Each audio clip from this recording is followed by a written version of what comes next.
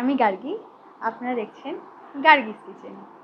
তো আমি আজকে প্রথমবার ইউটিউবে, তো আমি আজকে একটি কেক ভিডিও নিয়ে এসেছি।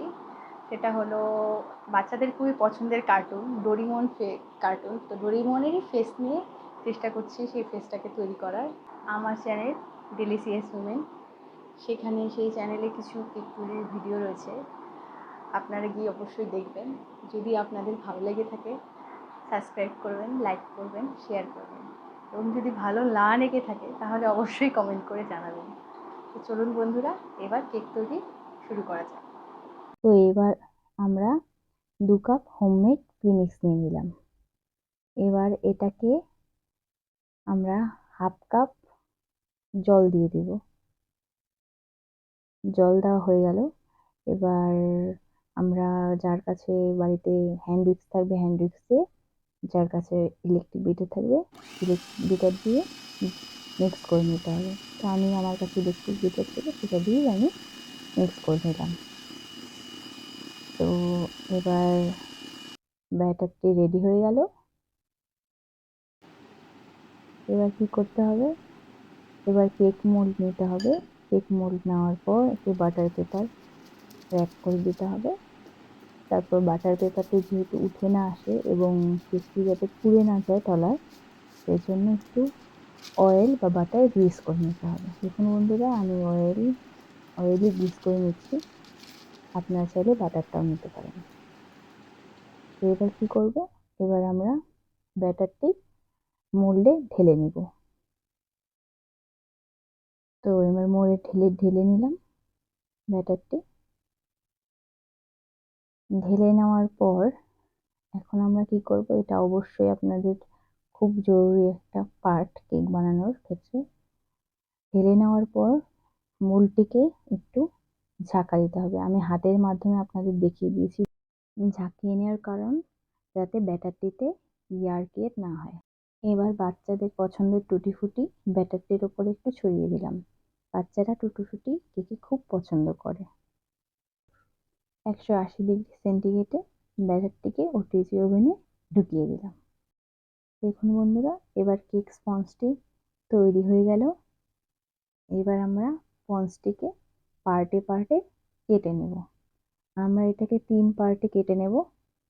এবার কেকটিকে পার্ট করে কেটে নেওয়ার পর সুগার সিরাপ দিয়ে কেকটিকে ব্রাশ করে নিলাম, যাতে কেকটি নরম থাকে। দেখুন বন্ধুরা, এবার হুইপিং ক্রিমটাকে ইলেকট্রিক বিটার দিয়ে বিট করে নেব। তো আস্তে আস্তে বিট করতে করতে দেখুন ক্রিমটা কতটা ফুলে উঠেছে। কেক স্পঞ্জটির একদম ওপরের পার্টটিতে আমার সুগার সিরাপ লাগিয়ে নিলাম আবারও। এবার হুইপিং ক্রিম দিয়ে ভালো করে আমরা ক্রাম কোট করে নেব। ভালো করে ক্রাম কোট করে নিচ্ছি, কারণ আমরা ক্রাম কোট করা অবস্থাতেই ডোরিমন কেকের ফেসটি ক্রাম কোটের ওপরেই তৈরি করব। সেজন্য আমরা ফাইনাল টাচটি দিলাম না। তো চলুন বন্ধুরা, আমাদের এখন ক্রাম কোট ফিনিশিংটি তৈরি হয়ে গেল। এবার আমরা ডোরিমনের ফেসটি রেডি করব।